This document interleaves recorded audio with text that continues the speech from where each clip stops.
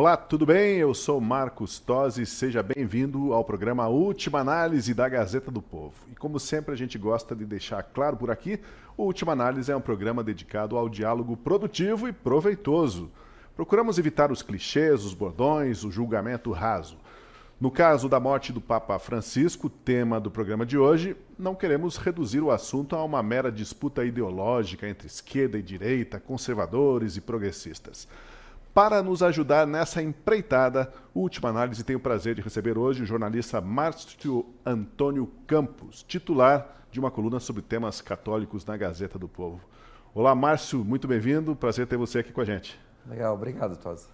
E também conosco no estúdio o Francisco Escorcim. Como vai, Escorcim? Tudo certo? Tudo bem, Tosi, boa noite. Obrigado por ter vindo, Márcio. Boa noite aos telespectadores. E vamos agora fazer o contato online remoto com eles, com o André Marcília. Boa noite, Marcília, tudo certo? Tudo bem, Tosi? Boa noite a vocês, Corsi, Deltan, todos, nosso querido Márcio, todos da nossa audiência, um prazer estar aqui.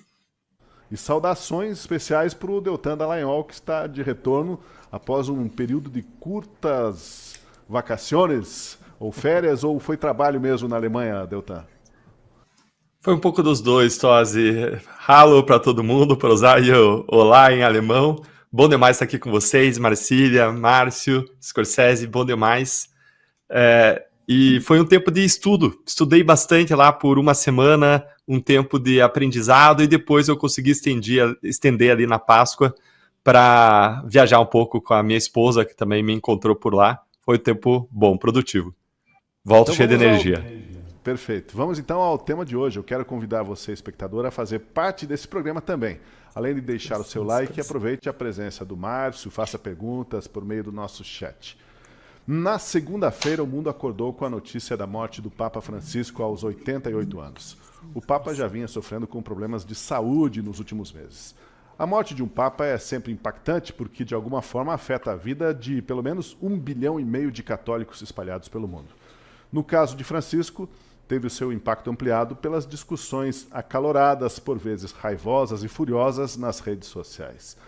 De qualquer forma, e correndo o risco de sermos ignorados pelos espectadores que têm uma visão mais ideologizada, política, partidária, tanto sobre o legado quanto sobre a sucessão do Papa Francisco, a gente precisa começar dizendo que aqui no Última Análise a gente não vai ter esse olhar ideologizado. E correndo o risco de talvez ser um pouco contraditório, eu aproveito para perguntar para os nossos convidados, nossos colunistas. Por que as pessoas têm esse olhar extremamente ideologizado, politizado e até partidarizado em relação ao Papa e à Igreja? Dá para fugir disso? Parece que hoje, nos dias de hoje, Márcio, vou começar com você que está estreando no Última Análise, é tudo assim, né?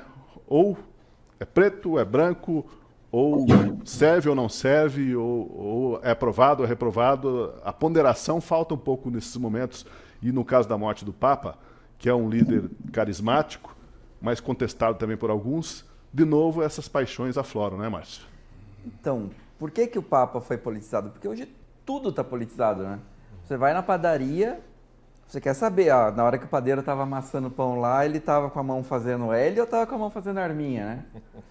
Tudo está politizado. Eu lembro, anos atrás, o pessoal reclamava da falta de interesse das pessoas por política, dizendo, é uma pena que as pessoas não discutam política como discutem futebol. Hoje as pessoas discutem política como discutem futebol e tá uma tragédia, né? É tudo esquerda ou direita. O pessoal quer saber, o Papa era de esquerda ou de direita? O cardeal fulano que está cotado é de direita ou de esquerda?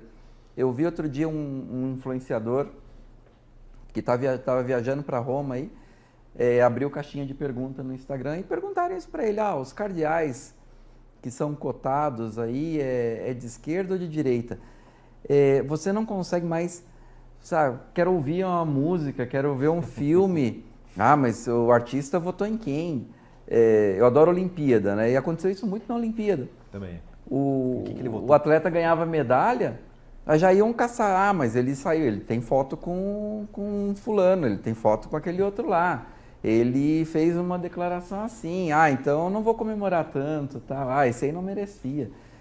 Tudo virou política e o Papa e a Igreja não escaparam dessa, né?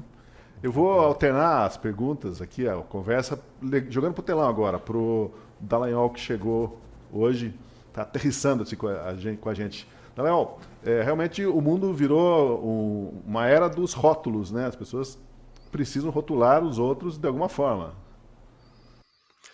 Tosi, mas eu não vejo muito como fugir disso, viu? É muito difícil, porque a atuação da igreja ela acaba impactando todas as áreas da vida humana. A fé religiosa é o compromisso último de vida das pessoas. E como expressão disso, a fé é também uma fé pública, e que se expressa por meio da cidadania também, por meio do amor ao próximo na comunidade, por meio do posicionamento em temas relacionados à moralidade, corrupção, pobreza, compaixão.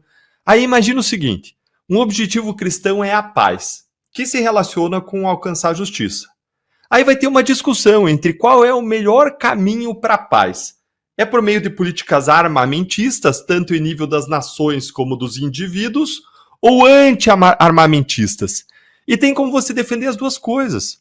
Você pode dizer que para você ter paz, você precisa estar fortemente armado, como uma forma de dissuadir a injustiça, ou então você pode adotar uma visão pacifista, que a meu ver é mais ingênua, mas tem argumentos também que vão nessa linha e são legítimos. E um papa pode ter uma ou outra visão. Isso vai agradar ou desagradar as pessoas conforme a visão política que essa pessoa tenha. E nada impede que a gente discorde dele, do Papa, de forma respeitosa, sem demonizá-lo, porque muitas ações da vida são simplesmente uma questão de divergência na esfera da virtude e da prudência, ou seja, de você escolher racionalmente quais são os melhores meios para você atingir determinado fim. Por exemplo, a gente pode discordar sobre se a paz como um fim, que é uma finalidade, é melhor alcançada por meio do armamento ou do desarmamento. Qual é o melhor meio para esse fim? E eu falei de uma questão, do armamentismo, mas tem outras em que o Papa Francisco entrou. A sua relação com os movimentos sociais como o MST, o acolhimento de Lula em sua visita ao Vaticano, a postura dele em questões ecológicas, a sua crítica à economia capitalista, como ela é praticada, a sua diplomacia com a China e com a Venezuela, que é vista por muitos como uma omissão moral, e tudo isso dá tanto para defender quanto para criticar à luz do Evangelho. Receber Lula pode ser visto como uma atitude de Jesus, que acolheu Zaqueu, que era um ladrão de impostos, como um sinal de compaixão e busca da conversão de pecadores, como pode ser visto como uma falta de condenação necessária e clara do pecado, como um sinal de relativismo moral. Agora, isso é agravado ainda mais pelo momento de polarização intensa que a gente vive hoje, que faz com que as pessoas enxerguem qualquer coisa a partir das cores dos seus times políticos, até mesmo o Papa e a Igreja Católica. E olha que a gente está falando de um Papa que é bastante carismático, né? Católico ou não, crente ou não, fiel ou não, mesmo os ateus hão de reconhecer que é uma figura carismática, uma figura que transmitia muita simpatia, né? Mesmo assim, também controversa, porque hoje a gente sabe que as pessoas querem classificar os outros, como a gente disse. Como o Dallagnol falou, é legítima também essa análise que se faz. E eu pergunto pro Scorsin agora, ou Scorsese, como ganhou o apelido do Dallagnol hoje.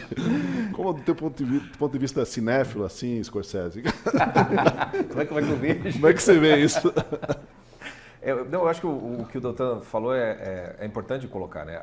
A dimensão política da vida ela vai sempre existir. E sempre existiu, acho que em qualquer sucessão papal, com a diferença talvez dos megafones existentes hoje em dia, para você ter uma noção do quanto isso se amplifica, né?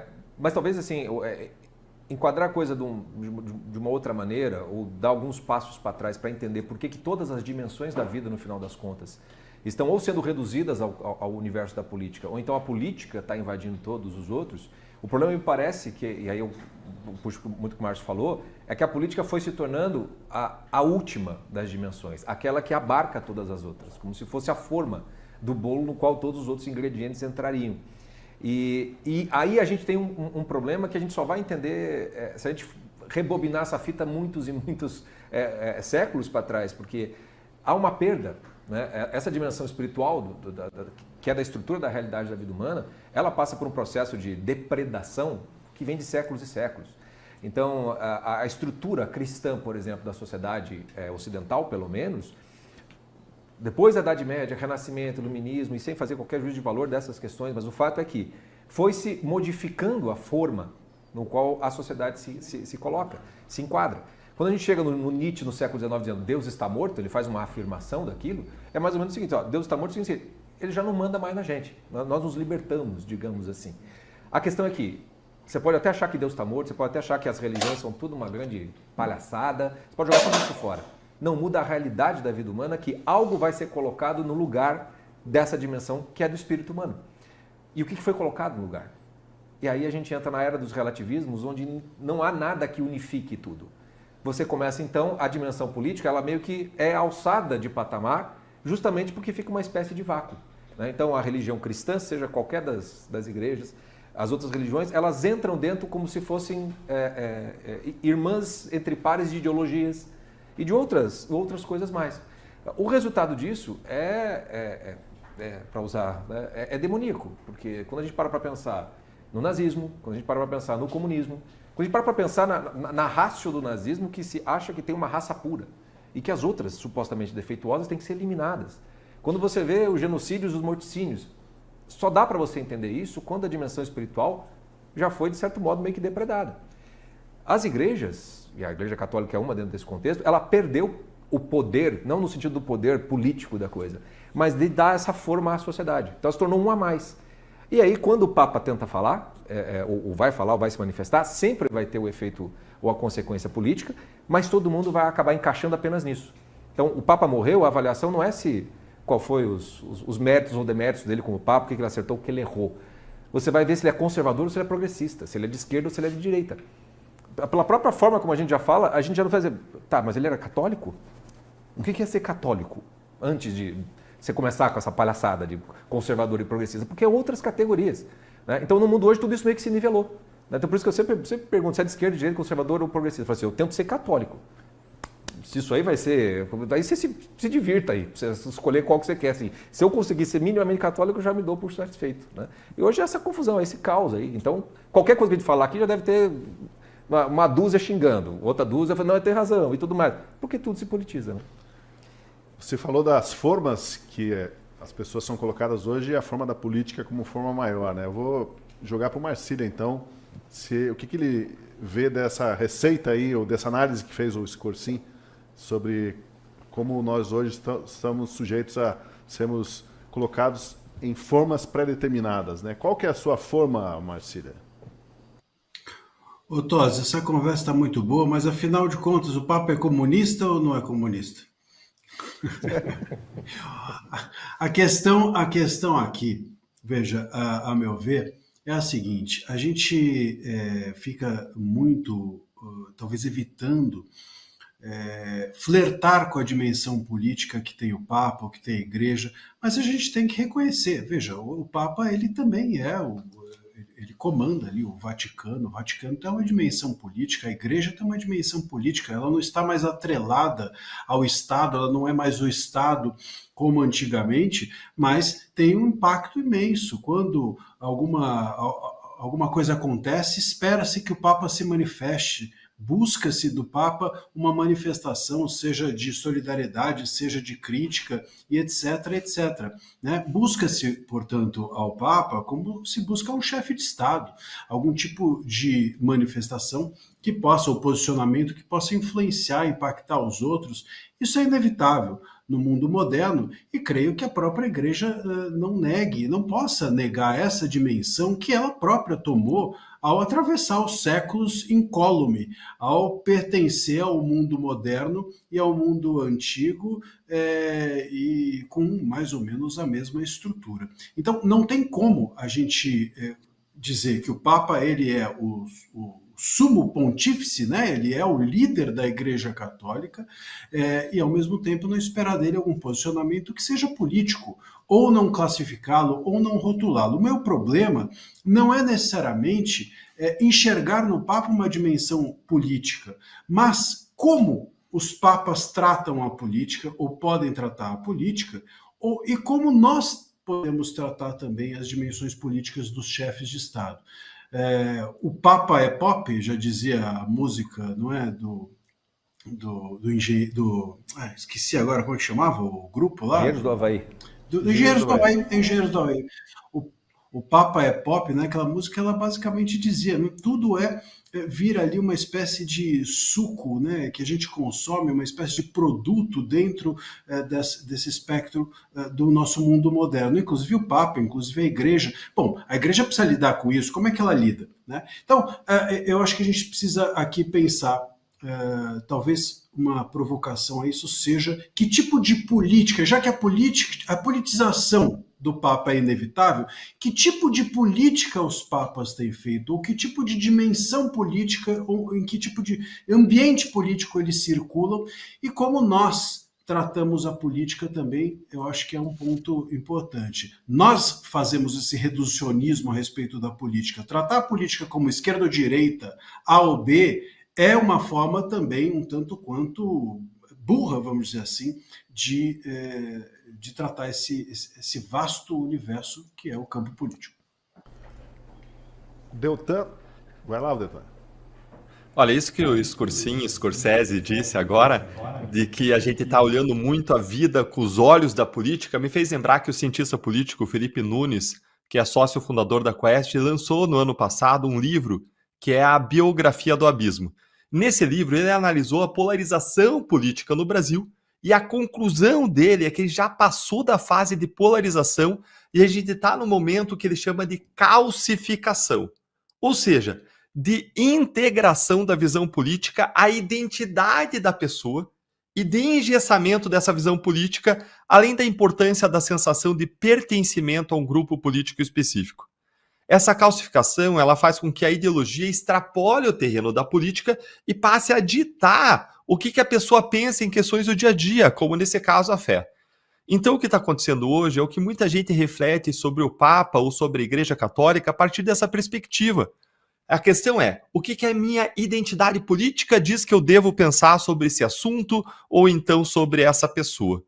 E talvez uma resposta para isso tenha sido dada pelo escritor britânico C.S. Lewis, que é uma grande referência cristã do século XX, ele que escreveu aquelas Crônicas de Nárnia, que viraram filme, embora o seu livro mais famoso tenha sido O Cristianismo Puro e Simples, que é um livro muito bom, cheio de analogias, que ele escreveu a partir de pregações, praticamente, que ele deu na rádio na época da Segunda Guerra Mundial, e ele advertiu que se a gente colocar os objetivos políticos acima da fé, Tivemos um tempos probleminha dele. na comunicação. Peraí, agora voltou. A gente Opa, perdeu você voltou? por um instante ali, Deltan. Mas você falou que Joia. sobre o argumento do C.S. Lewis. Boa. E o C.S. Lewis, ele advertiu que se a gente colocar nossos objetivos políticos acima da fé, a gente invertendo as coisas, fins e meios, a gente perde ambos. Em um dos livros dele, Cartas de um Diabo a Seu Aprendiz, que é um livro que eu estou lendo agora, o Lewis ele descreve um demônio ensinando que para desviar o cristão, basta fazê-lo tratar a sua causa política como parte da religião, até que a própria religião se torne apenas um instrumento da causa. Quando isso acontece, a pessoa absolutiza a ideologia e esquece o evangelho. Vira idolatria. Quando a sua fé e o compromisso último da sua existência, que é a fé, né, é o contrário que tem que acontecer. Não a política se sobrepor à fé, mas a fé, que é o compromisso último da existência, se sobrepor à política. Tudo tem que ter ser lido para a pessoa que tem a fé como último compromisso de vida, a partir da sua visão de mundo, ou como a gente diz, a partir da sua cosmovisão, da sua visão de cosmo, de universo, que é o compromisso último da sua existência. Por isso, vale um esforço de ver e de entender as ações do Papa, não a partir das nossas lentes políticas, mas pelas lentes da fé e do evangelho, aplicando aí sempre um princípio de caridade, que significa fazer a melhor interpretação possível do que ele diz ou faz, à luz do que a Bíblia diz.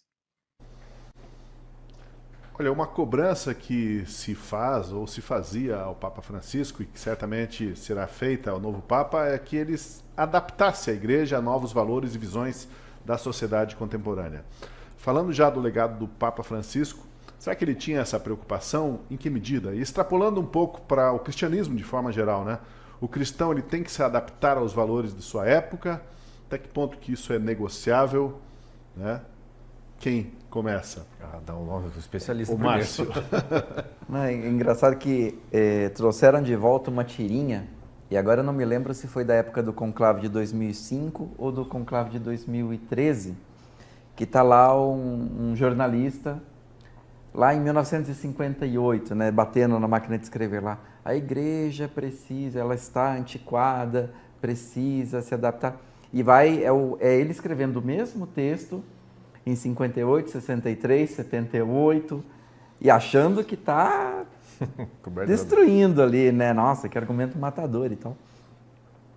Faz décadas tem esse papo, né? A igreja se adaptar aos tempos. O que isso significa?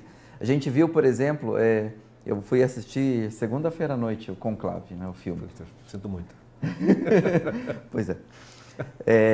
Graças a Deus eu não gastei meu dinheiro com isso no cinema. Isso é né? importante. Eu já pago o streaming, pelo menos.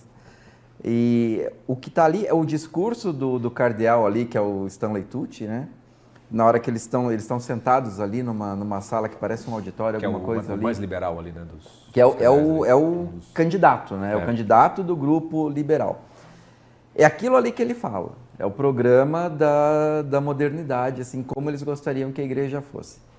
E eu acho muito engraçado que isso está acontecendo agora no tal do caminho sinodal alemão.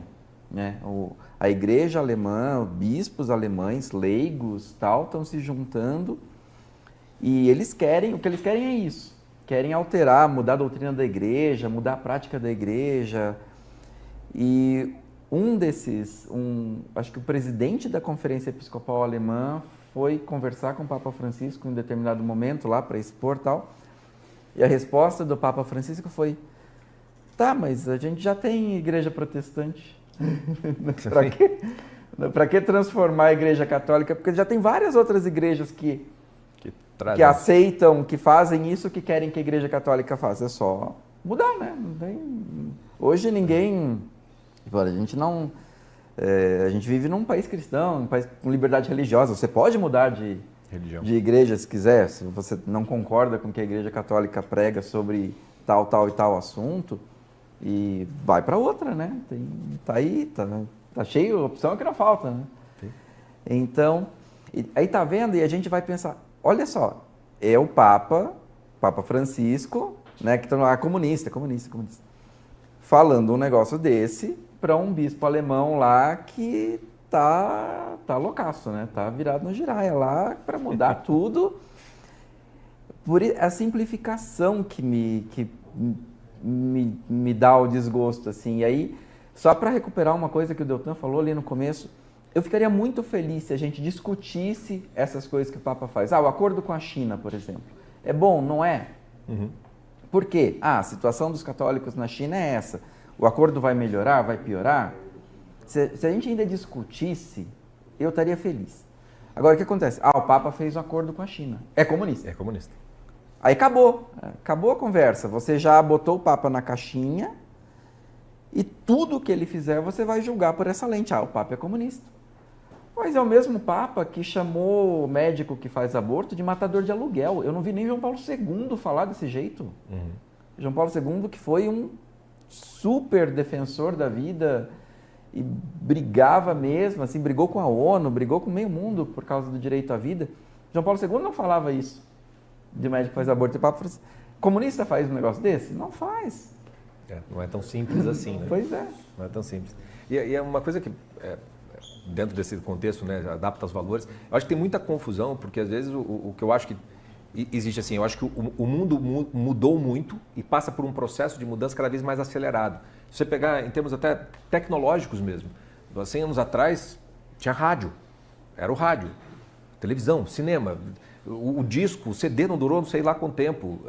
Tudo muda muito e muda muita coisa. Então, é claro que isso vai impactar também a igreja. Agora, quando você pega, eu acho que quando o Papa faleceu, saiu uma reportagem da Gazeta, acho que foi do Rafael Salve, até dar os parabéns para ele, bastante extensa, na qual ele foi fazendo um apanhado de todas as polêmicas, de várias das polêmicas, e daí ia para os documentos oficiais. E dentro dos documentos oficiais não tinha pouquíssima coisa. Me lembro de cabeça aqui, por exemplo, a mudança com relação à posição da pena de morte. Mas assim, é muito pouco e está dentro da evolução, digamos assim, da igreja, ou dentro da própria tradição da igreja. Os valores eu acho que mudaram, não mudou nada com relação a isso, mas há uma dificuldade retórica vamos dizer assim, até de comunicação. Como é que você se comunica num tempo que, por exemplo, a forma cristã já não é mais a forma cristã. Ano passado, uma curiosidade, eu fiquei até surpreso quando eu fui fazer esse trabalho. Como minha área é mais de cinema, literatura, mais de cultura, eu fui dar uma palestra que era sobre como né, os católicos têm de lidar com as obras que não são cristãs e tal. E eu fui pegar documentos de papas mesmo, né, como é que eles lidavam com os...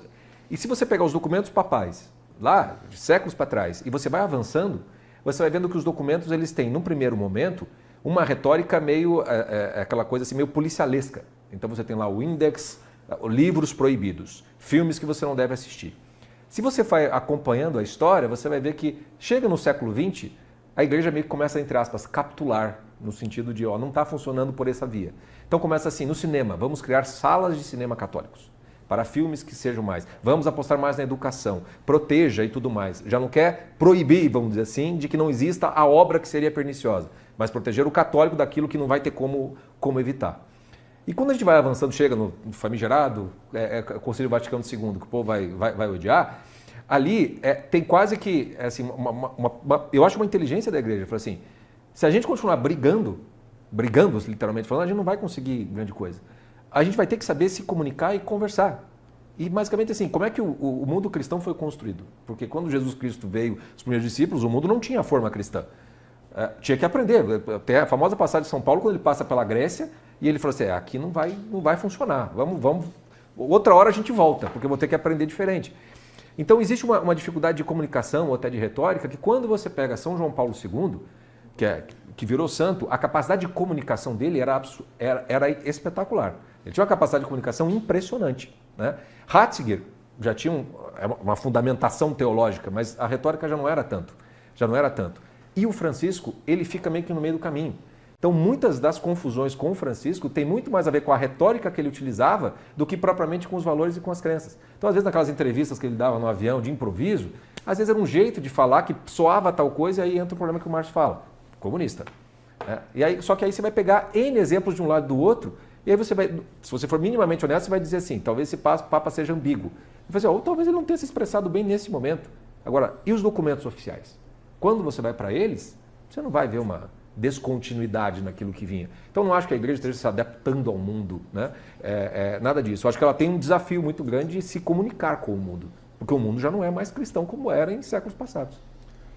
Não parece que a marca da nossa época é o relativismo e as pessoas querem relativizar tudo, inclusive a sua fé. Algo como as pessoas que são cristãs ou que têm uma fé religiosa, elas querem a salvação, mas elas não querem o compromisso correspondente, né?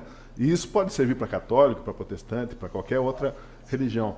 As pessoas querem levar a vida mais leve, livre, soltas e descompromissadas, mas esse descompromisso, ele totalmente solto, ele não tem fundamento, né? Como a areia movediça, né? Exatamente. Vamos para os nossos colegas lá no telão, Marcília ou Dallagnol. Bora lá. Essa visão de que a igreja ela tem que se adaptar ao mundo, para mim faz parte de um relativismo típico de esquerda progressista woke que quer relativizar absolutamente tudo, desde o sexo biológico até as nossas relações sociais, e com a fé não é diferente. Do ponto de vista bíblico e da tradição cristã de que eu faço parte, que é a tradição cristã protestante, evangélica, batista, a missão da igreja ela não é de se conformar à cultura vigente, e sim de transformá-la pela verdade. A Bíblia ela diz que Jesus Cristo é o mesmo ontem, hoje e eternamente. E por isso a mensagem dele não inspira, não prescreve, não se curva a modas passageiras. Quando pressionada a ajustar-se ao espírito da época, a igreja ela deveria lembrar do que o Paulo disse, o apóstolo Paulo, quando ele disse que não vos conformeis com este mundo. Quando a igreja mantém a sua identidade, pregando com convicção, o que é impopular mesmo quando é necessário, ela acaba ganhando respeito até dos críticos pela sua integridade.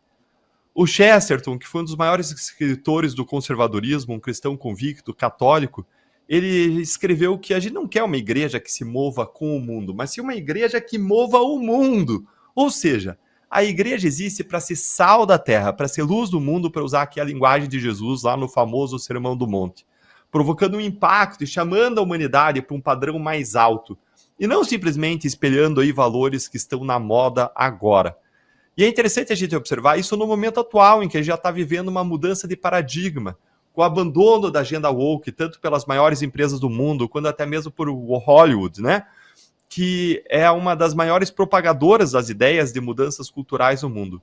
Essa mudança de maré que a gente vê em relação à agenda woke tem trazido cada vez mais pessoas para uma visão de mundo mais tradicional, mais conservadora e até uma visão mais religiosa da vida. E isso tudo também me faz lembrar a visão de liberdade que mudou ao longo do tempo. A visão de liberdade, que é a visão antiga dos clássicos, a visão da Bíblia, é liberdade para a virtude.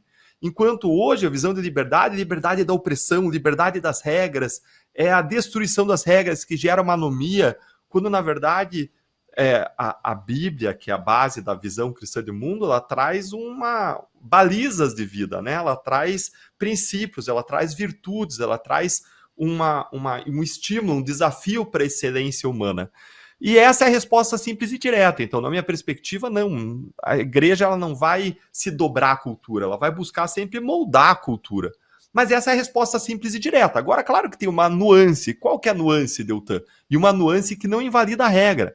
A nuance é, os mesmos princípios e valores, eles podem se expressar na forma de diferentes costumes sociais em épocas diferentes. Dá um exemplo aí. Por exemplo, se um beijo selinho de um marido na esposa em público podia ser considerado um ato obsceno há mais de um século atrás, um desrespeito às pessoas, algo que feria a moral, a dignidade, hoje não é mais.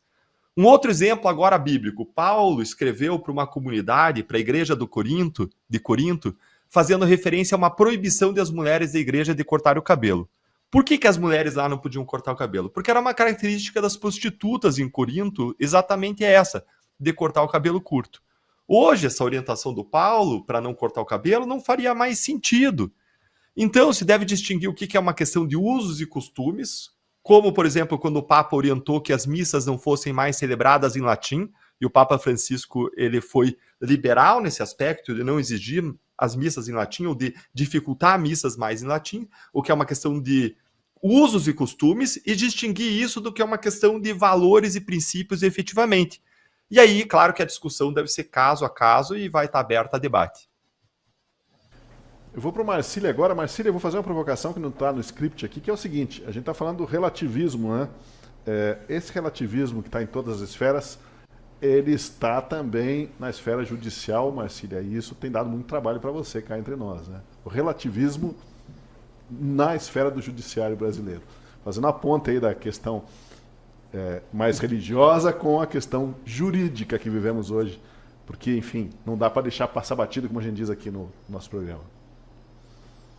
Eu acho que a gente tem um relativismo que é oriundo da burrice, vamos dizer assim, para ser bem claro, né? A gente precisa entender que hoje todo mundo fala de política, todo mundo fala sobre questões jurídicas, todo mundo tem uma opinião sobre o Papa, então tem isso também, todo mundo relativiza, portanto, aquilo que consegue entender da discussão.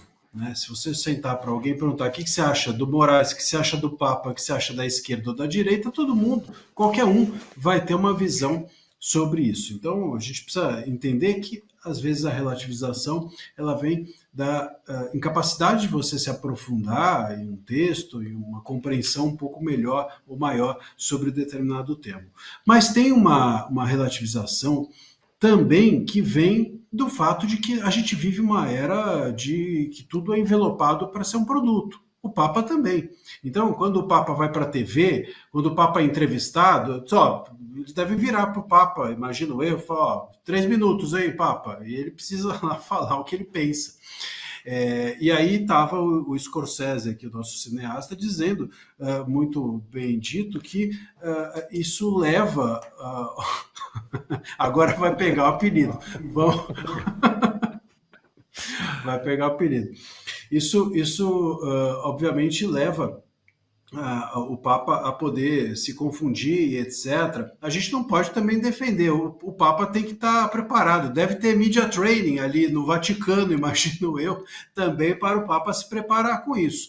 Assim como a gente não relativiza aqui os nossos governantes quando no improviso falam bobagem, a gente também não pode, claro, relativizar quando o Papa sai dos trilhos, vamos dizer, papais ou religiosos, para dizer algo que não é exatamente o que ele pensa. Ele tem que estar preparado para isso e até para esse envelopamento que o relativismo dos nossos tempos proporciona. Agora, o que eu quero, até para devolver a provocação, o Tosi, que você me fez, o que eu queria jogar de volta à mesa, ok, o Papa ele se posicionou a favor, não é um Papa comunista, eu entendo essa questão no sentido de que ele jogou fora as doutrinas ou a tradição, mas havia nesse Papa um tensionamento em relação a questões que não eram as da tradição, ou seja, ele buscou estressar questões que não necessariamente precisaria estressar, buscou acolher algumas visões modernas, né, que ele poderia simplesmente deixar de lado, ignorar e falar: isso não é comigo, isso não é da minha alçada.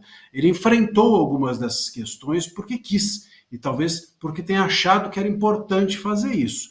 E por isso também atraiu para si essa visão de que ele teria algum alinhamento, vamos dizer, com o que a gente hoje vulgarmente chama de wokeismo, de identitarismo, e etc, etc. Quer dizer, ele não era alguém alheio a isso, ele não ignorava isso. Tem vídeos dele, inclusive, eu vi circular um recente que a moça falava: olha, eu sou não binária, o senhor sabe o que é isso? Eu sei o que é isso. Então, quer dizer, não era nem para ele estar nesse debate, né? Mas ele não só estava no debate, como ele conhecia o debate e evoluía no debate. Então, me parece que ele quis fazer isso, né? Não sei se ele precisava, mas que ele quis, ele quis. Olha, para ilustrar a próxima pergunta, eu quero mostrar para vocês essa matéria da editoria Ideias da Gazeta do Povo. Do comunismo à ideologia de gênero, os grandes embates dos últimos papas. Diz a matéria que tem como foco os papas João Paulo II, Bento XVI e Francisco. As encíclicas, cartas e discursos papais revelam que a visão de mundo deles tinha muito mais em comum do que possa parecer. A defesa dos mais pobres, a crítica ao socialismo, mas também ao capitalismo, e a valorização da família estiveram no centro da atuação dos pontífices, cada um ao seu estilo. Dito isso, como explicar para as pessoas que um Papa não é necessariamente um ator político, embora possa ser um ator político? Francisco foi um ator político, ele fez escolhas, como disse o Marcília, que poderia ter evitado. Márcio. Então, para responder à provocação do Marcília, o Papa Francisco ele tinha algumas ideias centrais, assim, algumas expressões que ele repetia sempre e tal. Então, tem a história da igreja em saída, e junto com a história do hospital de campanha, ele via a igreja como hospital de campanha, e a periferia existencial.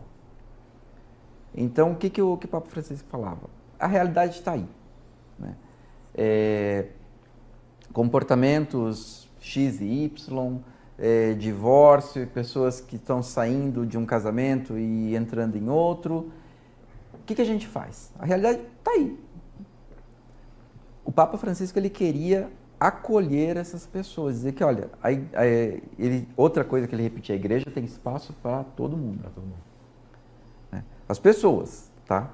Porque, voltando ali naquilo que você falou, da história quando Jesus encontra a samaritana lá, que vai ser apedrejada e tal, e ele diz, né, quem não tem pecado atire a primeira pedra. No final, todo mundo vai embora, e aí Jesus pergunta: ninguém condenou você? Ela diz: não.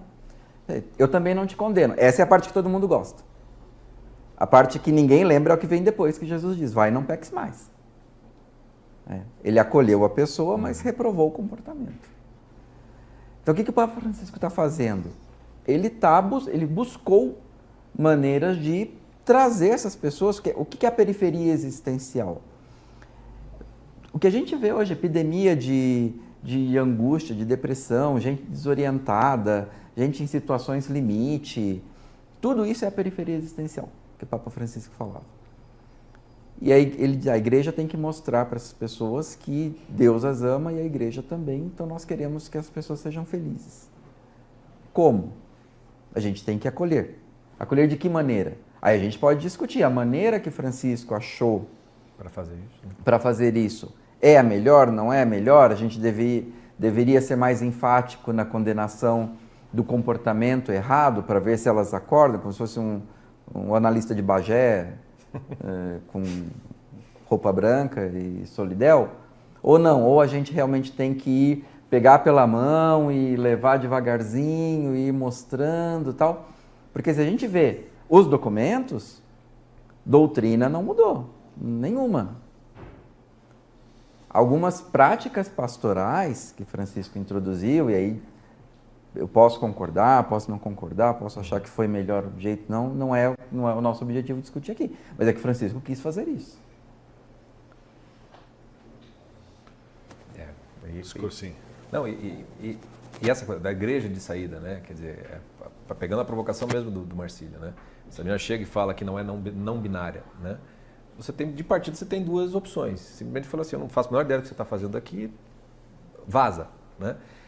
Daí tem a dimensão do pastor, que acolhe aquela pessoa, e vai ter a dimensão para usar o que você estava falando, do governante, né? Ou qual é a mensagem que ele passa através disso. E vai ser muito através da retórica. Eu estava vendo hoje vários órgãos de imprensa pegaram assim, frases que marcaram o papado do Papa Francisco. Evidentemente vão selecionar aquelas que vão mais parecer puxar a sardinha que ele está fazendo uma revolução. Quando você vai buscar o contexto, você vê que no contexto não era exatamente aquilo que eles estavam querendo dizer, mas as frases e às vezes as construções e as palavras usadas muitas vezes davam a abertura para você ou não entender. Acho que até tem um artigo teu que você até fala, que acho que uma das primeiras entrevistas que ele deu, ele já deixou todo mundo meio com o cabelo em pé, falou assim, ele falou isso ou não falou? Aí você tinha que ir lá ver o negócio, não era isso. Né? Mas às vezes é uma dificuldade até de expressão. Assim, agora, como é que você acolhe numa igreja uma pessoa que chega dizendo sou não binária? Saiba você ou não saiba o que seja isso. Tem uma frase dele que eu acho que é assim, as mulheres trans também são filhas de Deus, por exemplo. Você pode criticá-lo, por que usar esse termo? Isso não existe. Quando ele usa aquilo ali, ele está dando à pessoa que se coloca, se identifica dessa maneira, né? Está dizendo para você tem lugar aqui dentro também. Não pelos pecados, né? Mas porque é um hospital de campanha, literalmente falando. E num mundo tão polarizado e tão em guerra, vamos dizer assim, como nós estamos, é uma posição muito difícil. Quer dizer, é pedir para se tornar vidraça de tudo quanto é lado, assim. Então, se ele mais acertou ou mais errou nessa postura, eu não sei. Mas não consigo dizer que ele está errado, que a igreja seja de saída, que a igreja seja um hospital de campanha, em tempos em que... E aí tem uma coisa que a gente até vai conversar sobre isso, né? Assim, se está tão errado o que o Papa fez, etc. Então, como é que está tendo essas manifestações, aumentando o batismo aqui e acolá, a igreja crescendo aqui, crescendo acolá, assim? Como é que pode estar crescendo se está tão ruim? Vamos lá para o telão? Posso fazer mais uma provocação para vocês? Eu quero jogar para o debate ainda em cima disso, porque eu acho interessante isso. Né? Então, assim, bom, muito bem. Ele trouxe, vamos usar de novo essa questão do não binário, então, ele trouxe para o debate, claro, você não vai excluir aquela pessoa da igreja, você vai trazer para a igreja, assim como Jesus, né? Então, no episódio da mulher adúltera, falou, quem tem pecados atire a primeira pedra e tal. Que, aliás, é uma passagem que eu sempre me pergunto, se Jesus, não atirou também a pedra, significa que ele também reconhecia que tinha pecado? É uma pergunta que eu próprio gostaria de saber. Mas, e tudo isso mostra um lado até humano, solidário, e isso precisa ter mesmo, essa é uma dimensão cristã. Mas o meu ponto é se isso não... Por exemplo, quando o Papa diz, não, eu conheço, eu sei o que é não binário, eu entendo o seu debate, eu conheço a sua dor, eu entendo o que você quer me trazer ao dizer que você é não binário e tal. Quando ele entra nos meandros dessa questão, que não é exatamente a humana, e sim vamos dizer, a política do identitarismo, será que ele, nesse lugar, e essa é a minha provocação, ele não sai um pouco do tom, tal como talvez Jesus pudesse sair do tom se ele, no caso da mulher adúltera, virasse e falasse, olha, não tira a primeira pedra, mas eu sei como é que é, eu sei pelo que você está passando, você entende? Quer dizer, ele entra num lugar de debate que não é somente o da questão humana, emocional, ou de se solidarizar, mas sim a de eu entendo politicamente qual é a sua questão e avanço nela. Esse ponto não é ele não sai um pouco da necessidade? Como se ele tivesse Olha, deixa eu legitimando. pegar isso, deixa eu entrar nisso também. Eu acho que não dá para negar que o Papa Francisco ele foi político. Quando ele veio ao Brasil, uma das frases dele para a juventude católica, num evento lotado, foi: sejam revolucionários. Agora, quando eu penso o que o Papa Francisco diria em resposta a essa pergunta, se ele é político, foi extremamente político ou não, ele afirmou uma vez que ele não tem nenhuma ideologia política específica. E ele até repetiu uma frase famosa do Dom Helder Câmara, em que ele disse que quando eu dou comida aos pobres, me chamam de santo. Quando eu pergunto por que eles são pobres, aí me chamam de comunista. E eu imagino que, do ponto de vista pessoal do Papa Francisco, ele devia até acreditar com sinceridade que ele não estava sendo ideológico, mas apenas aplicando ali princípios do evangelho à realidade. Mas várias das suas posições hoje seriam sim identificadas como progressistas, se fossem as de qualquer político comum. A gente precisa lembrar que, ao mesmo tempo que ele tomou atitudes que identificariam ele como progressista, ele também tomou atitudes que progressistas detestaram e que o identificariam como ultraconservador. Ele condenava, por exemplo, fortemente o aborto, condenava fortemente a ideologia de gênero. Apesar, então, de a figura do Papa ser eminentemente religiosa e não de um governante político comum, ele com certeza ele tem um papel político, não só pelo fato de ele ser um chefe de Estado, com atuação tradicionalmente aí por intercessão e intermediação ao redor do mundo, chamando atenção para calamidades, tragédias, guerras, pedindo ajuda humanitária para lugares sofrendo com fomes, doenças, que é um papel dos papas aí ao longo da história, mas também tem um papel político porque as causas que ele defende, como redução de pobreza, miséria, desigualdade, proteção ambiental, paz mundial, se relacionam com políticas públicas que em cada país vão ser objeto de um debate, de um embate por diferentes correntes políticas. Mas agora a questão não é se as posições do Papa elas têm uma repercussão política ou se alinham com uma ou outra corrente política. A questão central é se as posições do Papa se alinham ou não com a Bíblia, ou se são compatíveis com valores, princípios e ensinamentos bíblicos. Essa é a fonte de legitimidade das manifestações do Papa. E em cima da Bíblia, a Igreja elaborou toda uma doutrina de pensamento que é conhecida como a doutrina social da Igreja, que tem vários pilares aí como dignidade da pessoa humana, bem comum, solidariedade, subsidiariedade, trabalho, justiça social, paz, cuidado da criação, que aí vem um cuidado com o meio ambiente. Então, Marcília, quando você me traz essa questão, quando você coloca essa questão para debate, a questão é: o tratamento que o Papa deu ali é compatível com o ensino bíblico? E me parece que sim. Eu não vejo nenhuma incompatibilidade. Agora, claro que quando isso cai no debate público, você pode alinhar com uma corrente e com outra corrente. Como eu disse, às vezes algumas posturas dele se alinharam ao progressismo, algumas ao ultraconservadorismo, como alguns colocariam. Mas a questão é, alinhado com a base bíblica, em geral fora alguma, como vocês colocaram ali, alguma frase, né, que você tira um pouco de contexto e joga e você pode dar uma conotação ali mais polêmica. Mas, no geral, na minha percepção, é sim alinhado, ainda que eu possa ter as minhas próprias críticas e ressalvas em termos de prudência, se os meios que ele escolheu são os mais alinhados ou não para as finalidades bíblicas ali buscadas. Sobre esse ponto, o Márcio tem mais um comentário, né, Márcio? Então, Deltan, uma coisa, o cristianismo ele dá muita liberdade pra gente. E o catolicismo também. Então não tem, às vezes eu vejo muito isso aí, às vezes em grupo de WhatsApp, Facebook, o pessoal perguntando: mas o que a igreja diz sobre um negócio super específico, assim. E não tem, a igreja não tem uma resposta prontinha para tudo. Mesmo ela tem uma doutrina social, mas não tem uma taxa de juros católica. Qual é a taxa de juros? Qual é a lei trabalhista católica? Acho que a única lei trabalhista cristã é não negar ao trabalhador o seu sustento. O resto é CLT, se é PJ, se é terceirizado, enfim, a igreja dá uma liberdade. E dentro disso, os católicos, os cristãos podem se mover à vontade, podem ter uma posição que seja mais identificada com o liberalismo econômico, ou um pouquinho mais com um certo grau de intervenção estatal ali, desde que não fira a subsidiariedade, por exemplo, que é um princípio importante. Mas sobre o Papa Francisco, especificamente, a gente tem que lembrar uma coisa. Ele é um argentino, que cresceu, é um latino-americano. Nosso continente é movido a populismo econômico. Isso não, e ele cresceu, ele foi provincial dos jesuítas no tempo da ditadura militar argentina, que foi muito pior que a brasileira, em termos de crueldade e tal. Até o curioso foi que quando ele foi eleito, surgiu uma história, que era mentira, de que ele teria colaborado com os militares argentinos entregando padres que trabalhavam nas favelas argentinas, e os militares estavam atrás desse, que era subversivo, né? Não era verdade, o Bergoglio não protegeu os seus...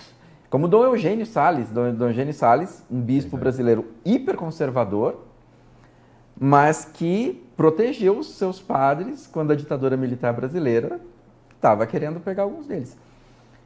Isso deixa marca na pessoa, não tem como. Então, algumas posições mais políticas, digamos assim, do Papa Francisco, tem uma raiz nesse caldo em que ele cresceu que a gente não tem como evitar também. Faz muito sentido. Agora eu queria falar do legado espiritual do Papa Francisco. Como que vocês avaliam esses 12 anos dele à frente da Igreja? E vamos lembrar que o Papa, ele, independentemente da fé das pessoas, como disse antes, ele era uma figura muito popular, muito carismática, né? Ele passava essa serenidade e conquistou muitos fãs, mesmo entre os não católicos, né? Esse legado espiritual do Papa é um legado concreto, substancioso, no sentido assim de que transmitiu mais tolerância, mais acolhimento? O que mais vocês acrescentariam a isso? Bom, assim, eu acho que muito que a gente já falou, acho que já faz parte desse legado. Acho que o legado espiritual também é algo que é com o tempo que a gente vai ter por exemplo, muito do legado espiritual de São João Paulo II ainda está acontecendo, né? De Bento XVI, eu vejo uma linha de continuidade. Agora, tem algo sim do legado espiritual também, que aí às vezes é difícil, a gente olha para o Papa como chefe da Igreja, né? Ou até mesmo como chefe de Estado, né? Então você vai fazer uma análise como se fosse um governo apenas.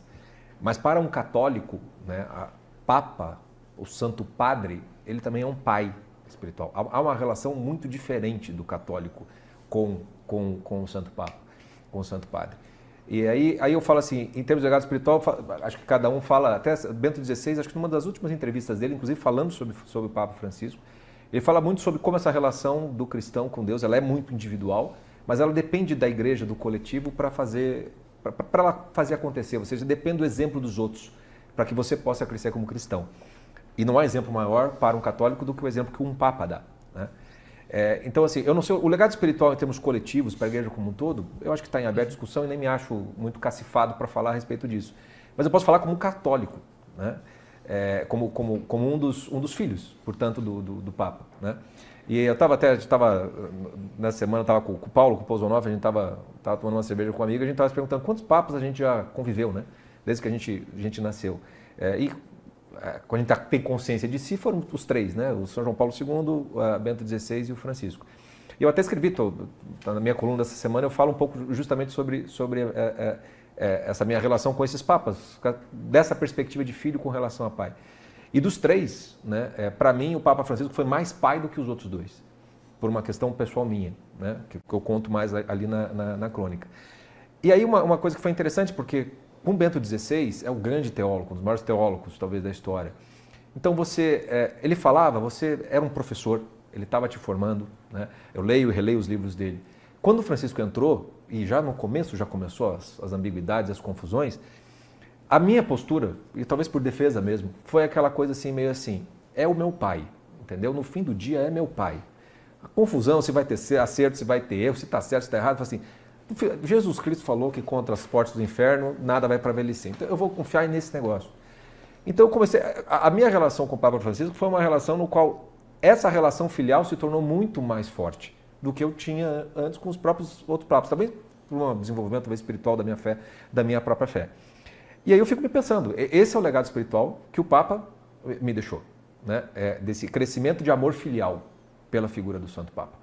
né? O que não significa botar em aquela famosa, não é mais que Jesus Cristo, não é um santo, não é isso, né? Talvez só um católico vai entender esse tipo de relação.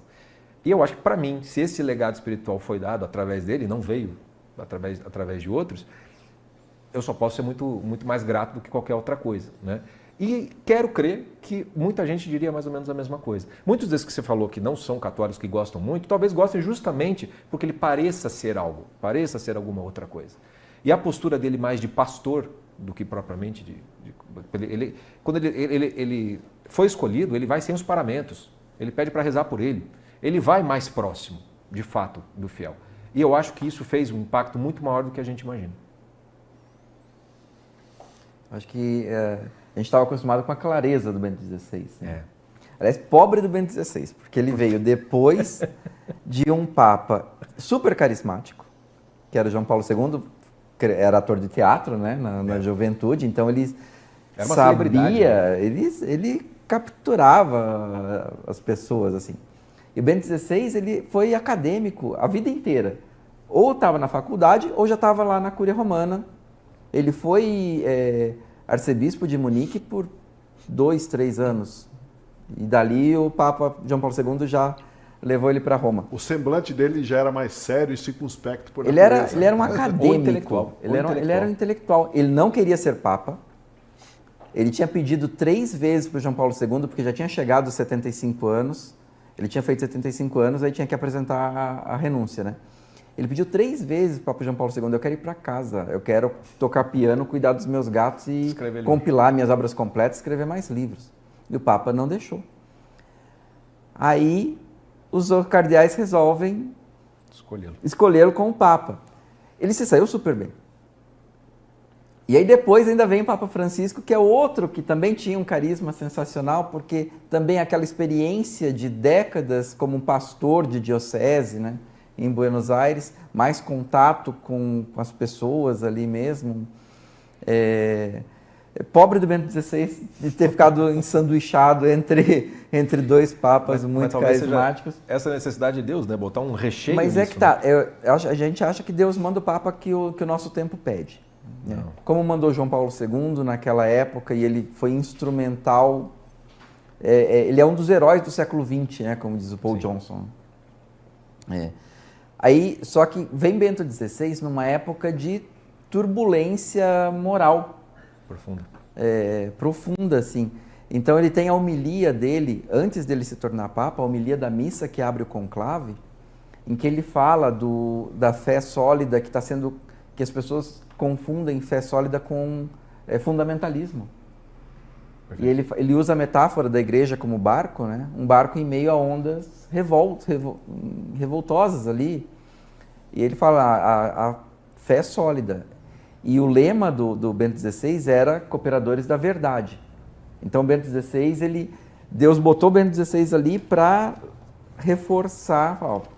Agora a gente precisa ter clareza moral de alguém aqui que bote a coisa no trilho, diga o que tem que ser dito e ensine o que tem que ser ensinado. E aí, Bento XVI completa o trabalho dele.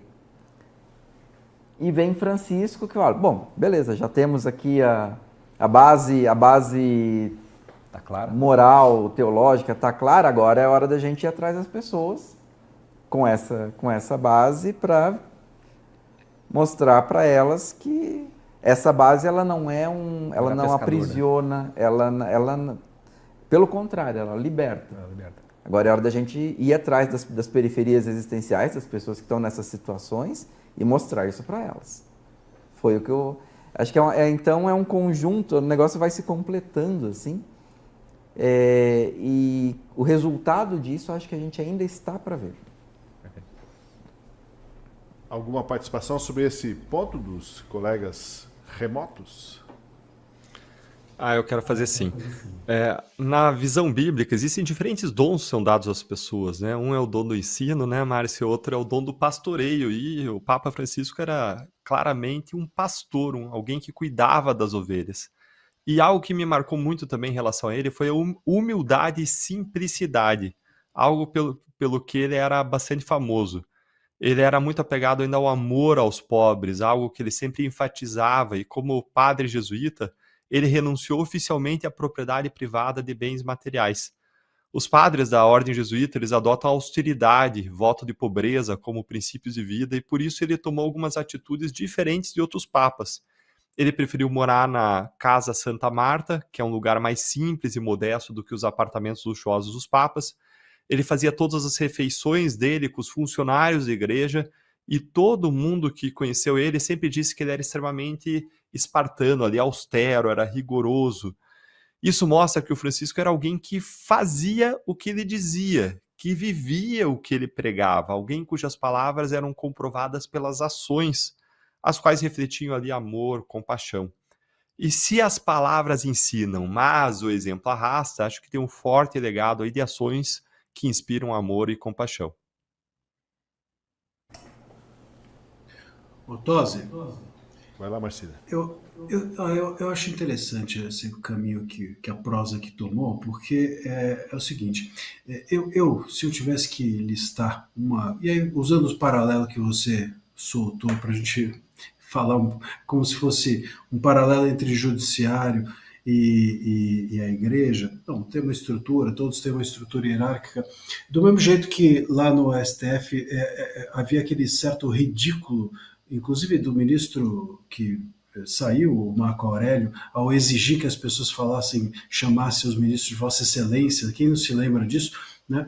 Eu acho que realmente o Papa Francisco, ele tirou esse véu desnecessário, né? Porque o respeito você não faz por aí, você não cria respeito com afastamento, ao contrário, o afastamento ele mostra muito mais insegurança de quem está exigindo o respeito, né? A autoridade ela se comunica com o gesto, ela se comunica tacitamente, ela não se comunica com a imposição. Quem pede respeito já não tem, vamos dizer assim.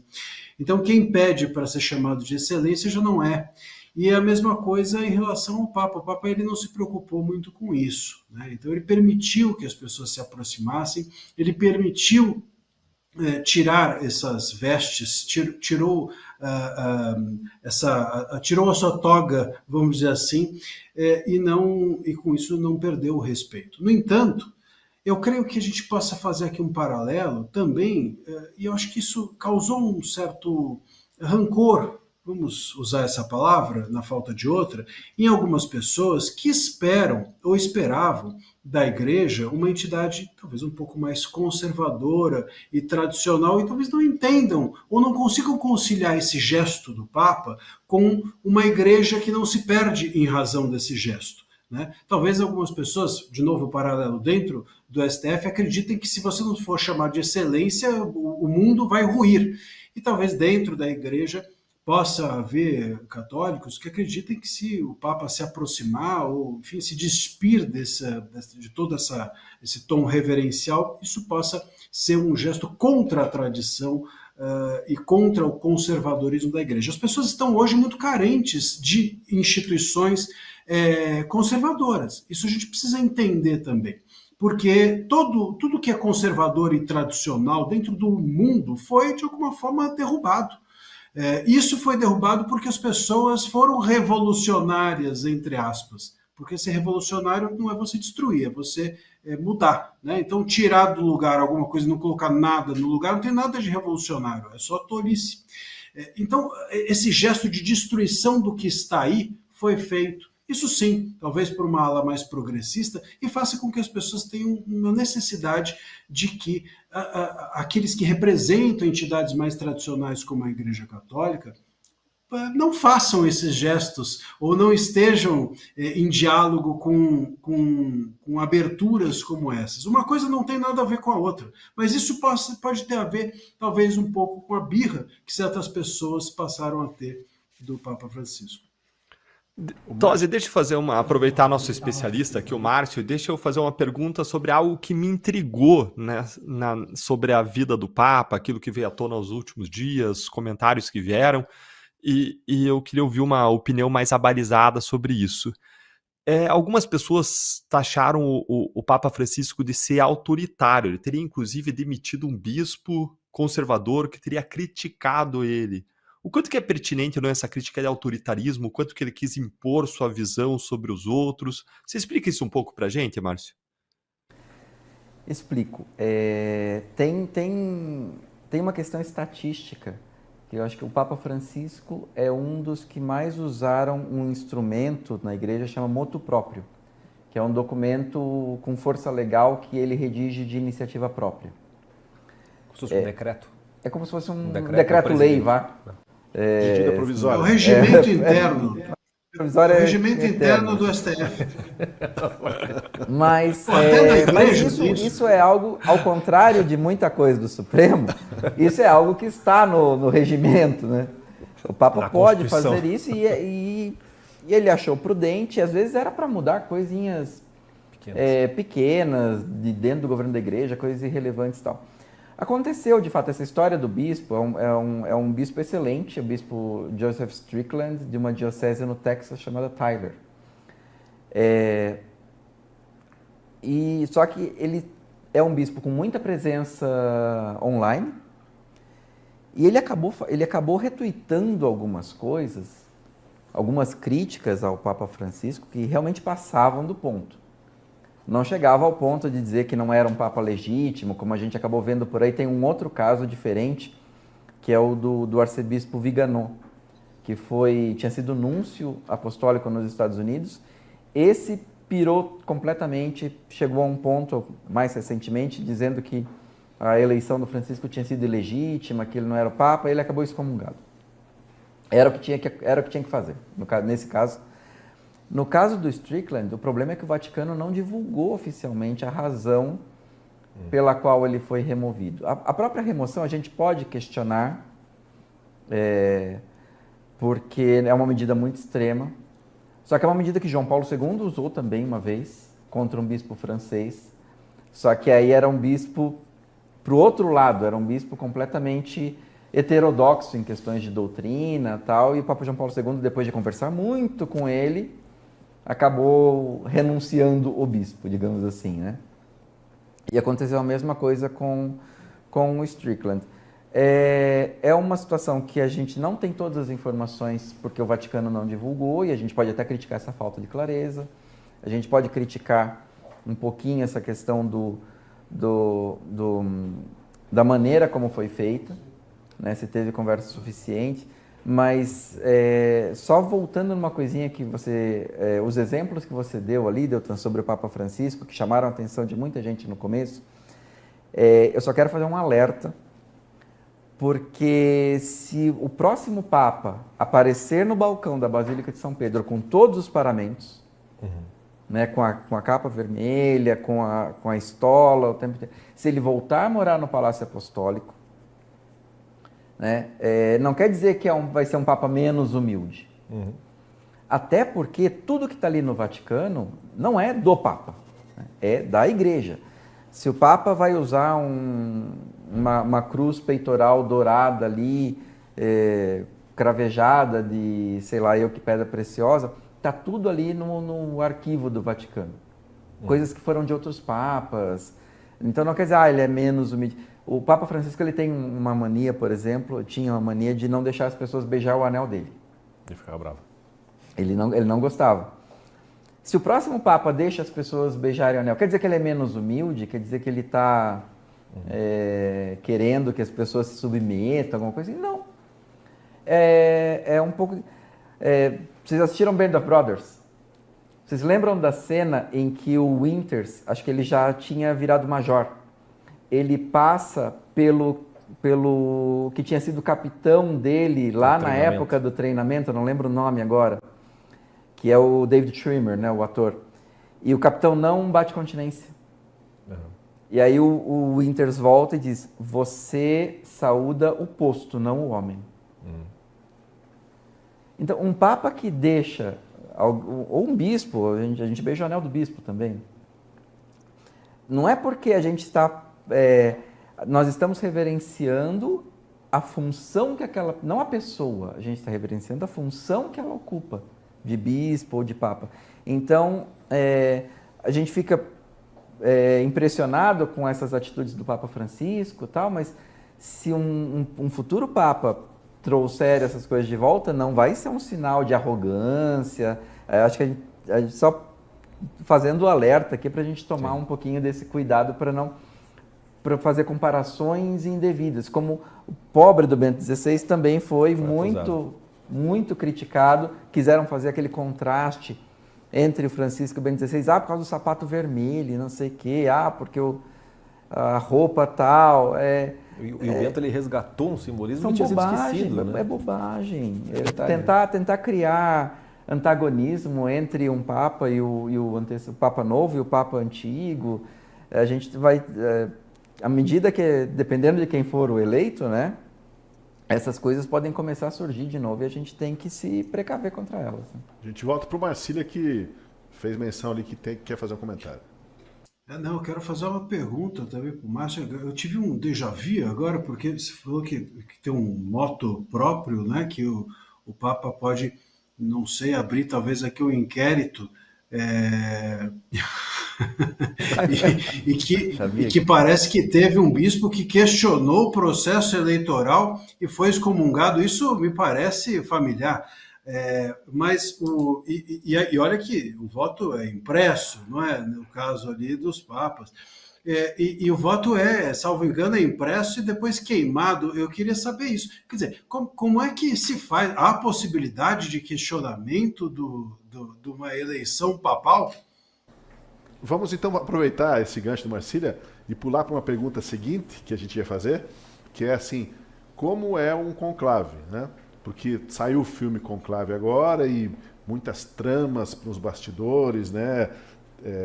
Será que tem debate, pesquisa, urna eletrônica, tem o TSE do Vaticano, né? Direita, esquerda? Como é que é um conclave e do que ele é semelhante ou diferente do filme? Eu sei que é pouco tempo a resposta, você até falou já um pouco do filme, mas... A parte formal do conclave que está no filme é aquilo mesmo. É bem feito, né? Aquilo é bem feitinho. Tem a cédula, você dobra a cédula ao meio, vai lá na frente, diz que você jura que você está votando na pessoa, no cardeal que você acredita que é o mais qualificado, bota na bandejinha, vira a bandejinha, o papelzinho escorrega. Aí tem os cardeais que contam. Tem auditoria. Os cardeais vão contando. O primeiro lê o voto, passa para o outro que confere, o outro confere, aí aquele negócio da agulha com a linha vermelha de passar, furar o papel ali. Tudo aquilo que está no filme realmente acontece desse jeito. Agora, o arcebispo que questionou a eleição e tal, aí já era uma outra história. Ele estava dizendo que o Francisco tinha se tornado, era um papa ilegítimo porque as opiniões dele eram contrárias à doutrina da igreja, então quer dizer que isso desqualificava ele para ser papa. Não foi nada a ver com o processo eleitoral ali, com o conclave propriamente dito. Tá? Mas o que está no filme é a história da fumaça lá, depois das E a votação tem que ser unânime? Não, são 2/3. 2/3. Bom, daqui a pouco a gente fala sobre a sucessão do Papa Francisco. Agora eu preciso te fazer um convite para você se tornar assinante da Gazeta do Povo. São as assinaturas que possibilitam a gente fazer um jornalismo corajoso, combativo e independente, como você vê aqui no programa. Para se tornar assinante é fácil e rápido. Basta você clicar nos links que você encontra na descrição e no chat, ou usar o QR Code e pagar apenas R$ 1,90 nos 6 primeiros meses de assinatura. Isso mesmo, 6 meses. Durante esse período você vai pagar só R$ 1,90 por mês. Ajude a financiar o nosso programa e, de quebra, ajude também a financiar um jornalismo baseado em convicções em torno do bem comum e da excelência do ser humano, como a gente não se cansa de falar aqui no Última Análise.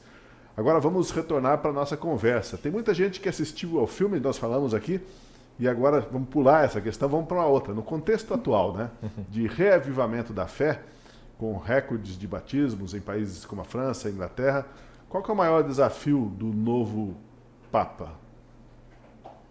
É duro escolher um, né? Mas vamos lá. Pergunta difícil, hein? Seria talvez superar a memória que muitos vão ter do que está indo embora, né? Esse momento de transição, né? A comparação vai ser difícil. Você já falou sobre isso. Eu acho que parte essa ênfase que o Francisco deu de trazer as pessoas de volta para a igreja, de mostrar o rosto misericordioso da igreja, e a gente está no jubileu, no meio do jubileu, cujo tema principal é a misericórdia. Continuar mostrando essa face da igreja para um mundo que às vezes ainda vê a igreja como o grande inquisidor do Dostoiévski, eu acho que é um grande desafio. E o interessante é que ele é um desafio que ele serve tanto para aqueles lugares onde a igreja está crescendo, como para a Europa, que já virou uma Europa pós-cristã, uma igreja fechando, igreja vendendo, mas que parece estar começando a redescobrir a beleza da fé cristã. Em linhas muito gerais. Talvez, para mim, talvez o desafio maior seja, diante desse reavivamento da fé, pensando, né, Bento XVI foi esse intelectual, esse professor, e Francisco o pastor, até mesmo um pescador, né, da igreja que sai e tudo mais. Talvez o próximo papo, o desafio seja ser meio que o pai do filho pródigo e do irmão do filho pródigo, sabe? Se está crescendo, né, volta-se os filhos pródigos, seja porque foram e não são mais, seja porque estão chegando, mas esse acolhimento do pai, mas também o desafio talvez grande e maior seja lidar com o irmão do filho pródigo. Porque a turma que fica muito louca da vida. Né? Não, como assim? Eu nunca fiz nada. Eu falei, bom, então você não estava fazendo exatamente por mim, né? Pelo pai, né? O desafio de conseguir conciliar essas coisas, conseguir ser esse pai que parece que passa a cabeça no pecador que volta, digamos assim, mas também saber lidar com aquele que, por um suposto mérito, acredita que a igreja deveria ser assim, assado. Talvez seja o mesmo desafio que já existia, mas um capítulo novo e talvez o mais avançado. É pura suposição, puro chute aqui, né? Mas eu imagino um desafio de ser meio que o pai do filho pródigo lidando também com o outro filho. Márcio, você falou de jubileu, depois eu queria que você me confirmasse. O jubileu é aquela comemoração, aquela graça especial, aquele momento de perdão e reconciliação a cada 25 anos, católico, é isso mesmo? Isso olha mesmo, só, cada 25 anos, caramba. Legal. Algum comentário sobre o desafio aí? Grande desafio para o Papa que vem aí? Sim.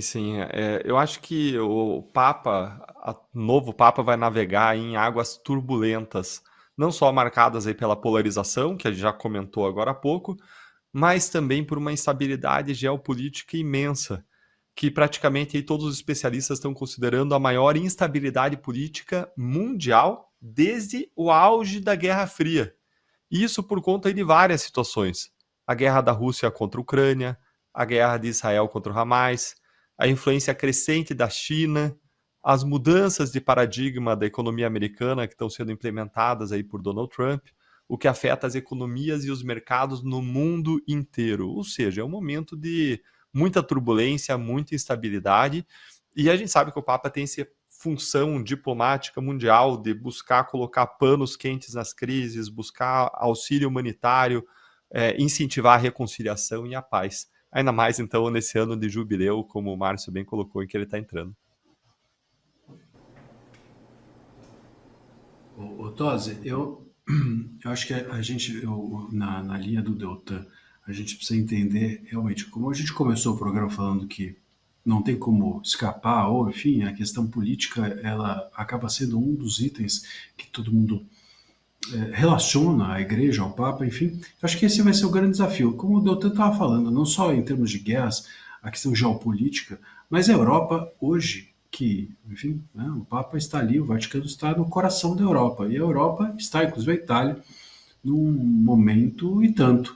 Nós temos questões dificílimas para serem resolvidas, né? Então, partidos, sobretudo de direita, proliferando-se na Europa, é uma esquerda que resiste a isso, os tribunais querendo atuar de forma ativista para conter esses avanços, e a igreja ali no meio dessa história toda.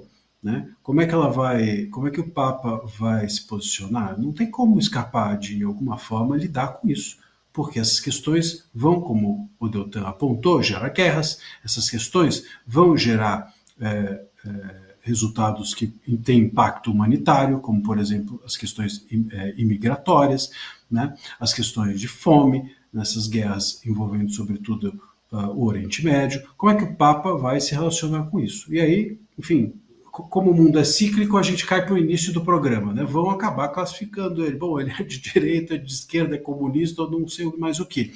Mas não tem, é inescapável que haja um posicionamento. A igreja não pode se esquivar de tudo que está acontecendo à sua janela. Esse me parece ser o grande desafio do novo Papa.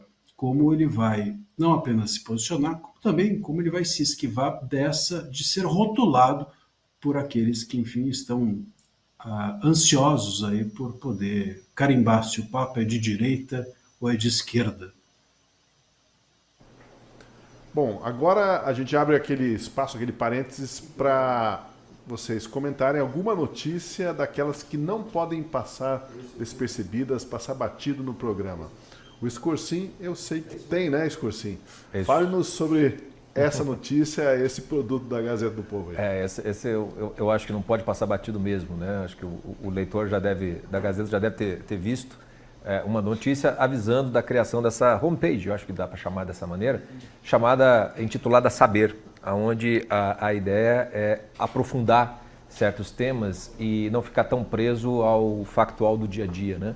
Mas pegar aquilo que é mais atemporal, mais essencial para você entender o que está acontecendo nos temas grandes do dia a dia. Então ela tem várias áreas, com 3 ou 4 reportagens que já foram publicadas pela Gazeta, ou colunas, ou artigos, ou editoriais, que pela junção deles você tem um bom resumo para você se inteirar, para você saber a respeito daquele tema. Como é, por exemplo, o primeiro de todos é justamente essa questão que a gente está conversando aqui. E não tinha como deixar passar batido porque está dentro desse propósito até do nosso programa aqui, do Última Análise, que não é ser a última das análise final sobre as coisas, mas ser última no sentido de ser algo um pouco mais substancial, né? Para dar um pouco mais de profundidade e consistência e, portanto, a gente aprender mais do que simplesmente se informar. Então, essa homepage ficou muito bacana, tem vários temas ali e facilita muito até para quem navega, quer achar as coisas, talvez isso ajude mais do que parece. Então não podia passar batido. É o espaço Saber, então, da Gazeta do Povo, que dá uma organizada interessante, né? Bem legal. Ficam indexados, né, os principais materiais, as principais reportagens feitas, colunas, análises sobre o tema. É isso. Você encontra na Gazeta do Povo agora, dessa forma, o espaço Saber. E agora vamos às nossas dicas culturais sobre o assunto do Última Análise de hoje. A gente começa com a carta do Papa Francisco sobre o papel da literatura na educação. Você acha essa carta facilmente pelo site do Vaticano. É um texto fácil que ressalta algo que a gente tem dito aqui no nosso programa. É preciso ler e ler ficção, para não deixar que o seu imaginário se resuma à disputa política entre esquerda e direita e conservadores e progressistas, que é uma visão um tanto estreita da realidade. Outra dica é o filme O Escarlate e o Negro, estrelado por Gregory Peck. O filme conta a história do Monsenhor Hugh O'Flaherty, que ajudou a salvar milhares de pessoas, tanto judeus quanto opositores do regime nazista, durante a Segunda Guerra Mundial. E eu sei que o Chico também tem outra dica, não? Ou era aquela ali, né? Não, eu trouxe uma dica de um seriado e um filme. Então vamos lá. Que é o seriado é o The Young Pope, esse que está na tela, com o Jude Law e a Diane Keaton. Acho um ótimo retrato justamente desses dilemas, né, de um Papa, né, com o seu tempo, com a sua modernidade. Tem muita coisa, é muito legal e também bastante provocativo, vamos dizer assim, tanto para progressistas como para conservadores, assim. E o filme, que é para fazer até um contraste, não é nem exatamente católico, mas é um filme russo, chamado Ostrov, originalmente a tradução é A Ilha, um filme de 2006, que é a história de um santo, literalmente falando, que é um filho pródigo que se torna literalmente um santo, dentro de um contexto religioso que nem é da Igreja Católica, mas é profundamente cristão, né? Naquilo que é da essência, digamos assim, que se espera de todo cristão que de fato evolua na sua fé. É um filme belíssimo. Se alguém mais tiver alguma dica para aproveitar dentro da linha do programa ou de algum assunto correlato, esse é o momento. Deng Pope é de direita ou de esquerda? É difícil, não consegue dizer também. É jovem, ele é jovem.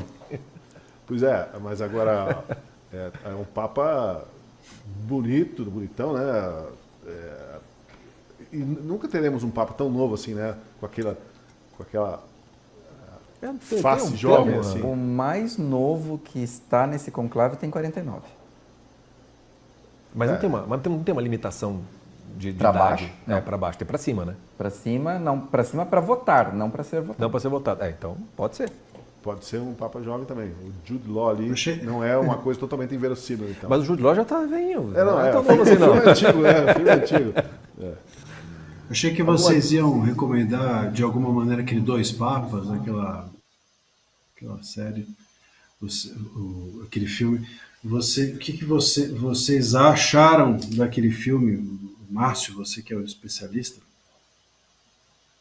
É que eu não assisti. Dois papas? Mas vai lá, Scorsese, você assistiu Dois Papas, né? É uma tentativa de fazer Francisco e Bento, né? O Anthony Hopkins é o Bento e não me lembro qual é o ator que fez o Francisco. Mas é basicamente a tentativa de você criar uma caricatura dos dois para fazer o Francisco sendo o bonzinho e o Bento sendo o malzinho da história, assim. O filme é fraco como obra cinematográfica, assim, e enquanto mensagem, assim, vai falar só para quem quiser escutar as mesmas coisas de sempre, assim. É muito abaixo, por exemplo, do que Conclave. Conclave é uma obra muito mais bem feita, formalmente falando, embora seja uma palhaçada sem fim naquele final. Que acho que até mais atrapalha a ideia que eles têm para falar de uma igreja que está avançando e progredindo, mais atrapalha do que ajuda. Os Dois Papas é um filme ruim, independentemente da mensagem que era passar. Saiu uma não de... Mas o Hopkins sempre vale, hein? Tá daí também. Mas daí eu prefiro o Silêncio dos Inocentes. Se fosse esse, sim. seria mais legal. Tem que o Anthony Hopkins é um padre exorcista. É verdade. O Ritual. O Ritual. É bom. É bom. É bom. Esse aí, agora que você falou, é bom. Esse é bom. Uma série de filmes aí. Uns indicados, outros nem tanto. Mas é isso. E assim a gente encerra mais uma edição do Última Análise. Eu agradeço a presença de todos aqui. E o nosso programa vai todos os dias, de segunda a quinta, né? Às 7 da noite e com reprise no dia seguinte, às 9h30 da manhã. Até o nosso próximo encontro. Obrigado para você que esteve com a gente.